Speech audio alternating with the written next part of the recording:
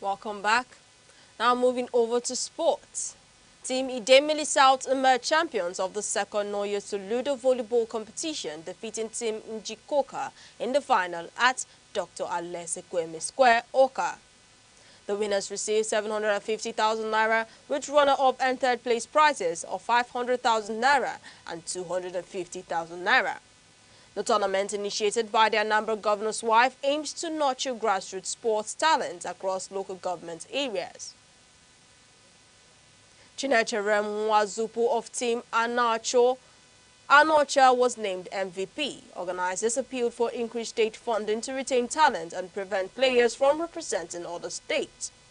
Nigerian Super Eagles are set to compete in the 2025 Africa Cup of Nations in Morocco, aiming for their fourth continental title.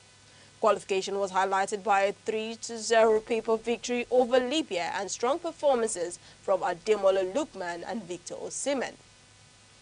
William Troost Ekong and Bruno Onyemechi lodged the most minutes during qualifiers.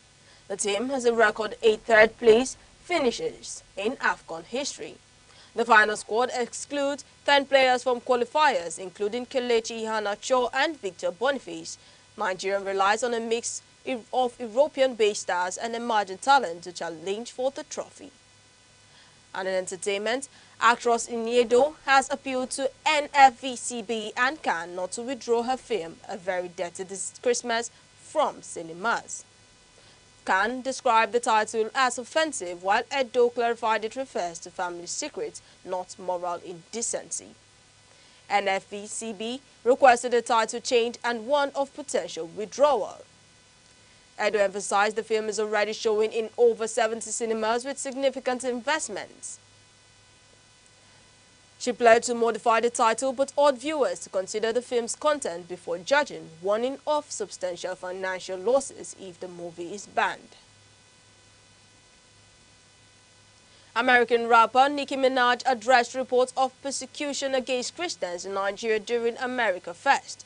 She cited her Nigerian pastor and the loyalty of her fan base as personal motivations for raising awareness.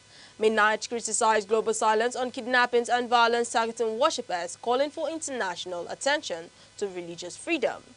The Nigerian government rejected claims of systemic persecution, maintaining that violence affects all faiths.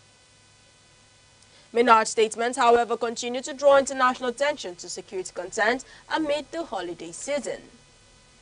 And now to end news across the country, here are the main points again. The federal government has flagged 15.2 million homes across the country as structurally unsafe or unfit for habitation. Authorities warn that urgent intervention is needed to protect residents and prevent accidents. The federal government has temporarily reopened the Bodo-Boni Railroad to ease traffic congestion and facilitate the movement of goods and commuters while repair works continue. Motorists are advised to drive with caution. The Senate President is heading to the Supreme Court following the suspension of Senator Natasha.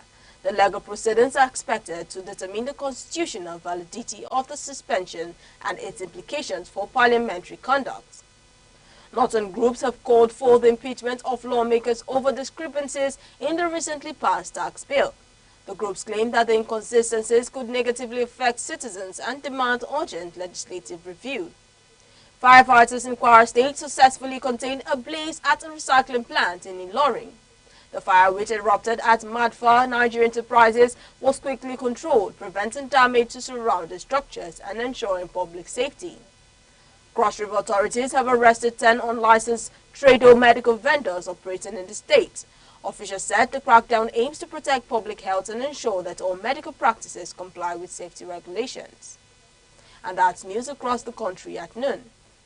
For breaking news and eyewitness reports, call 070-3043-7110 or follow us on Facebook, X, Instagram, TikTok, and YouTube, all at Aneke TV.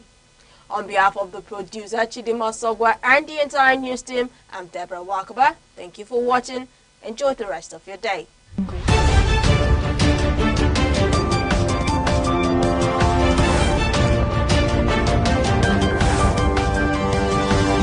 Thank you.